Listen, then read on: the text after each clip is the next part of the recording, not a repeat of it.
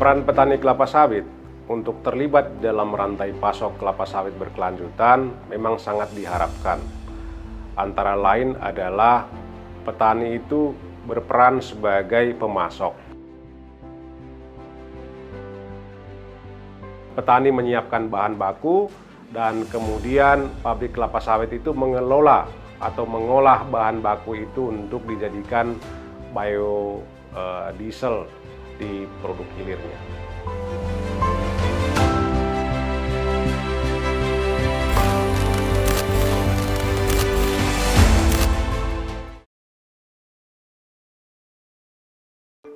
Yang disebut sebagai petani kelapa sawit itu di dalam definisi kami adalah petani yang kurang dari 10 hektar.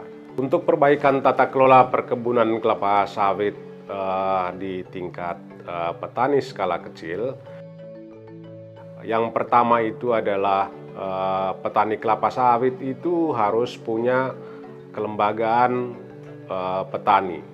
Mengapa? Karena situasinya itu di banyak tempat, walaupun tidak semua ya, tetapi petani kelapa sawit itu hidup sendiri-sendiri. Mereka menjual juga sendiri-sendiri. Dengan adanya kelembagaan petani itu ataupun seperti misalnya koperasi, petani kelapa sawit itu bisa melakukan penjualan secara terorganisir atau secara berkelompok. Dan dengan demikian, petani itu juga bisa membangun kemitraan. Dari semua peraturan-peraturan di Kementerian Pertanian seperti misalnya Undang-Undang Perkebunan, Peraturan Menteri Permentan nomor 98, terus kemudian itu juga ada Permentan nomor 1 tahun 2018 soal penetapan harga tandan buah segar kelapa sawit. Itu semuanya menyarankan agar ada kemitraan antara petani swadaya itu dengan pabrik kelapa sawit. Rantai pasok sawit berkelanjutan saat ini dan beberapa indikator untuk menuju rantai pasok sawit berkelanjutan itu masih memiliki beberapa persoalan. Kita melihat bahwa beberapa indikator yang sebenarnya perlu diperbaiki.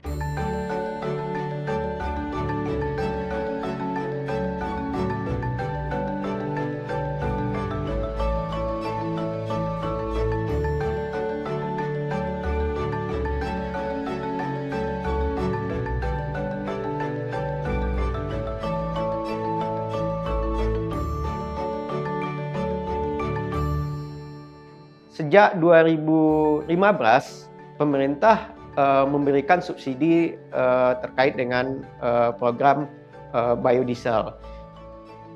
Karena subsidi biodiesel ini diberikan kepada pelaku usaha yang memproduksi biodiesel yang disebut dengan Badan Usaha Bahan Bakar Nabati atau BUBBN dengan menggunakan dana perkebunan sawit yang dikelola oleh BPDPKS. Nah, di satu sisi, penggunaan dana untuk subsidi biodiesel ini juga memiliki permasalahan di dalam tata kelola. Nah, tahun 2021, KPK melakukan kajian terkait dengan subsidi pengadaan biodiesel. Ada potensi kerugian keuangan negara dari program subsidi tersebut sebesar 4,2 triliun per tahun. Temuan KPK menunjukkan bahwa terjadi pengelembungan dari nilai subsidi akibat dari penetapan harga indeks pasar dari biodiesel itu ketinggian, tidak sesuai dengan harga pasar. Dan belum lagi ada beberapa temuan KPK lainnya yang juga menyangkut tata kelola subsidi ini yang juga memiliki persoalan seperti persoalan ongkos angkut, persoalan distribusi, persoalan verifikasi dan sebagainya.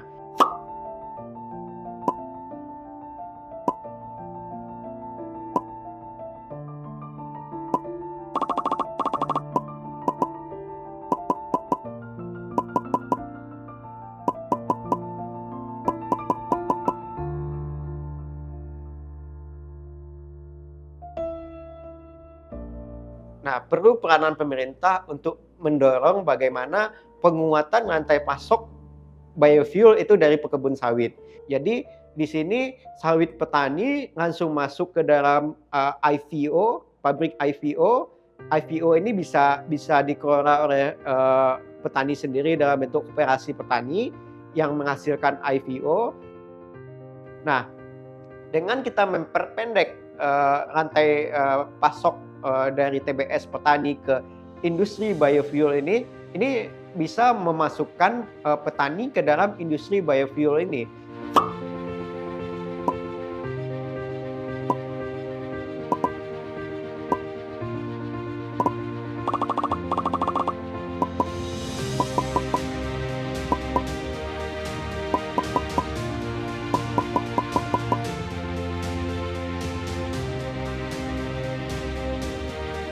Nah, dengan begitu sebenarnya akan memudahkan para petani kelapa sawit di tingkat lapangan untuk mengorganisir dirinya, melakukan praktek perkebunan kelapa sawit berkelanjutan, dan juga dari sisi ekonomi mereka diuntungkan karena mereka itu bisa menjual langsung ke pabrik tadi itu tentu dengan harga yang lebih baik ketimbang mereka menjual ke tengkulak. Nah, ketika kita dorong perbaikan di sisi hilirnya, yang dimana kita mau mengembangkan industri biofuel di Indonesia sesuai dengan target yang sudah ditetapkan pemerintah, kita perbaiki rantai pasoknya di sisi hulunya dengan melibatkan petani, itu memberikan manfaat yang besar bagi petani, terutama dalam aspek kesejahteraan petani.